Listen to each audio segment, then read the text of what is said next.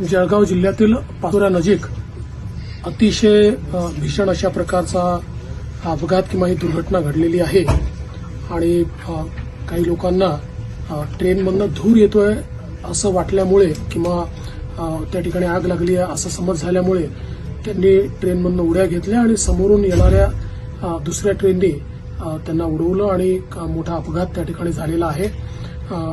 आमचे मंत्री गिरीश महाजनजी अपघाताच्या स्थळी पोहोचलेले आहेत. जी काही लोक मृत आहेत, जवळपास 10-11 लोक मृत असतील असा प्राथमिक अंदाज आहे. तेवढेच किंवा त्यापेक्षा जास्त लोक जखमी देखील असू शकतात. त्यामुळे सर्व जखमींची व्यवस्था ही करण्यात आलेली आहे. माझं जिल्हा प्रशासनाशी बोलणं झालंय, पोलीस प्रशासनाशी बोलणं झालं आणि मंत्री महोदयांशी बोलणं झालेलं आहे.